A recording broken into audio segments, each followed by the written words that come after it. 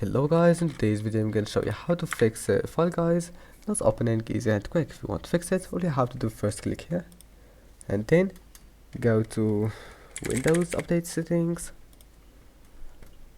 and check for updates, install all the updates that you can find, and then go to GeForce Experience, check for updates and install the latest update, and that's it. Now the last thing, just go to Task Manager and then click on memory to see application that takes your memory like Google Chrome. Right click, close it, and then close all the applications that you know what they do and that you don't need them, and that's it.